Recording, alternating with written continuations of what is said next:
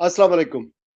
آزاد کشمیر میں جو کچھ گزشتہ 50-51 دن سے ہوا ہے، شہادتیں ہوئی ہیں، ہلاکتیں ہوئی ہیں، گولیاں برسائی گئی ہیں، اس سے میری تو روح ہی کانپ گئی ہے۔ ایسا تو کبھی سوچا نہیں تھا کہ ایسا ہوگا۔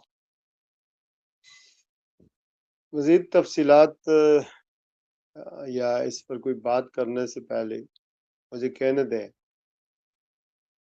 کہ جو کچھ پاکستان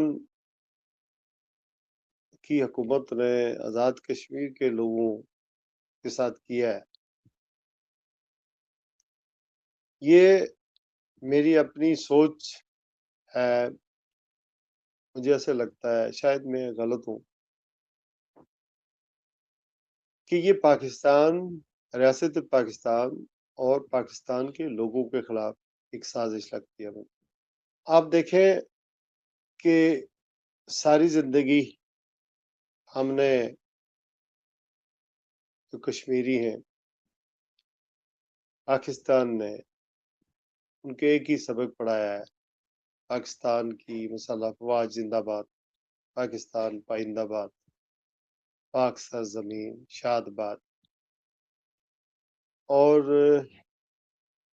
جب ہم بڑے ہوئے تو ہمیں پتہ فرق محسوس ہوا کہ کشمیریوں اور پاکستانیوں میں علیحدہ علیحدہ ان کی شناخت اس لیے ہے کیونکہ یہ آزاد کشمیر کا علاقہ متنازع ہے، ورنہ ہم یہی سمجھتے رہے کہ پاکستان اور کشمیر ایک ہی ہے اور یہ پاکستان کا ہی حصہ ہے۔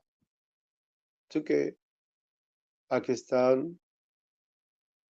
مسئلہ کشمیر کا ایک فریق ہے، اس نے اقوام متحدہ میں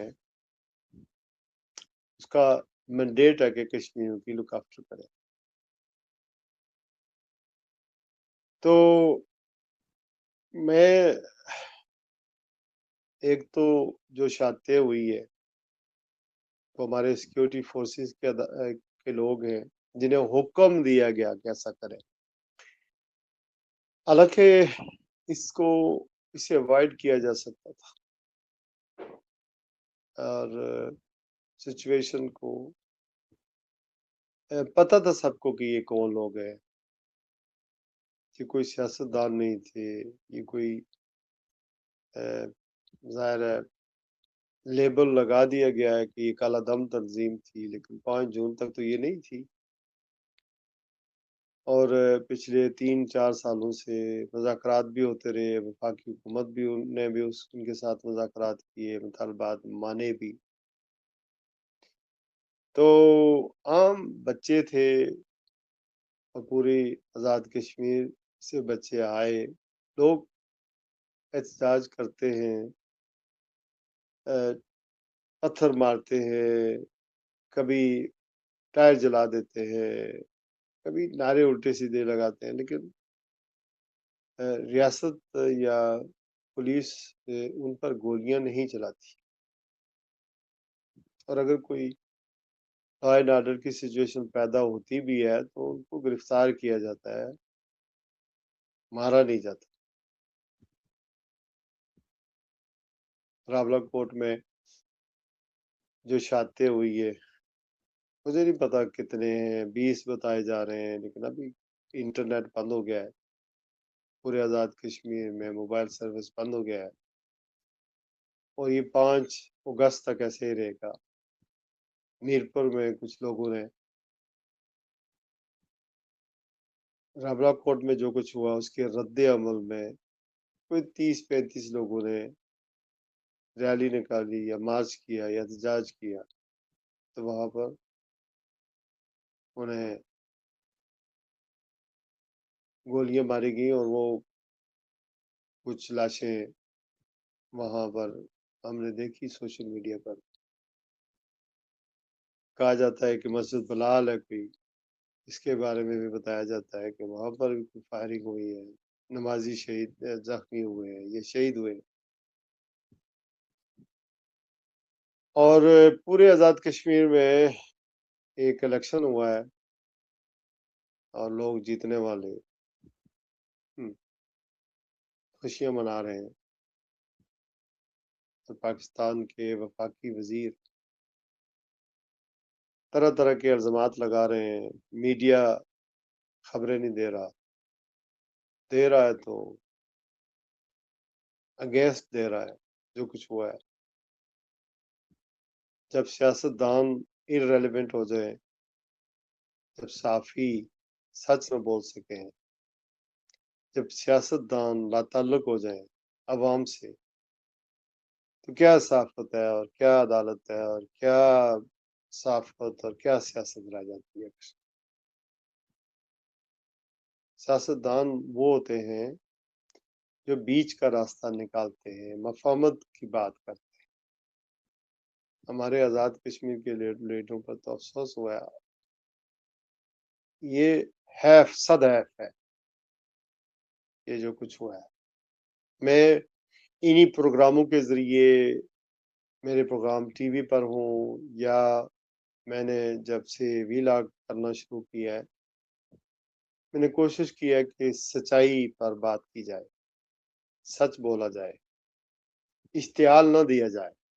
آپ مجھے پسند کریں یا نہ کریں، لائک کریں یا نہ لائک کریں، میری واہ کریں، واللہ میرا یہ کوئی مقصد نہیں تھا۔ میں جرنلسٹ ہوں، ڈیمانڈ ہے اس وقت کہ لوگوں کو جب نیشنل میڈیا اگر خبریں دے تو پھر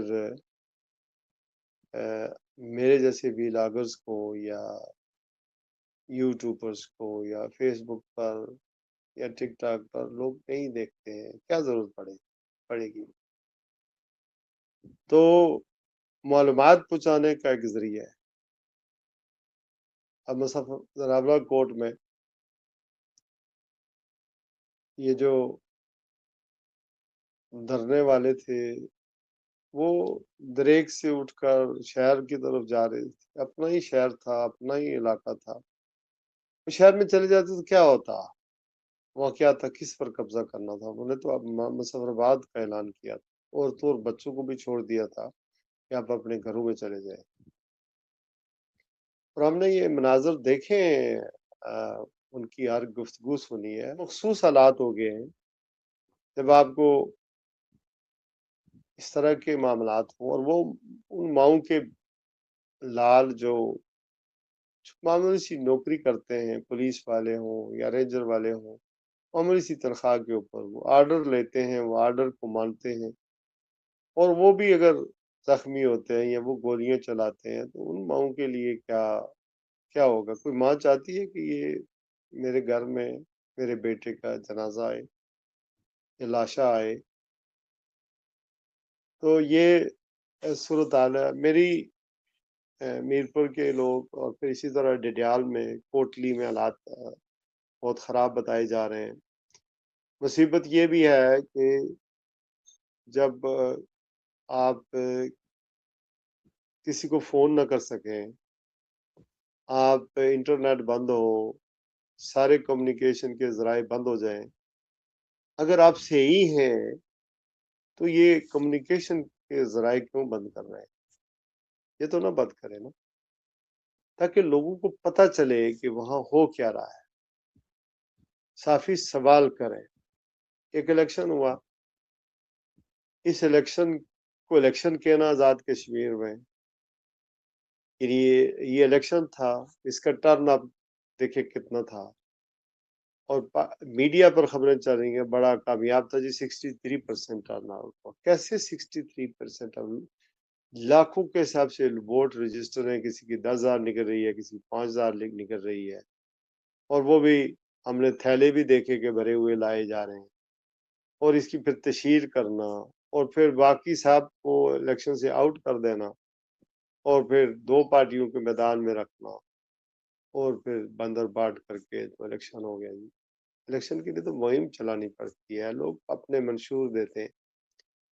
میاں نواز شریف صاحب میرپور جاتے ہیں، مظفرآباد جاتے ہیں، اور جو لوگ وہاں پر احتجاج کر رہے ہیں، مر رہے ہیں، بھوکے پیاسے ہیں، ان کے لیے 2 لفظ بول دیتے۔ بلا نے تو چلو ٹروتھ اینڈ ریکنسیلیشن کی بات کی، कुछ रेलेवेंस अपनी दिखाई, मीडिया को कहा कि नहीं मीडिया ये इंटरनेट खोले, लेकिन बाकी सियासतदान किधर गए? आज़ाद कश्मीर के वो जमातें, वो लीडर जो जिनको वोटें देते हैं, वेलकम करते हैं लोग, जिन्होंने कुर्बानी की हुई है, वो वो क्या ये सारे दहशतगर्द थे? ये आपका बिलीव है, ईमान है, मैं आप पर छोड़ देता हूँ।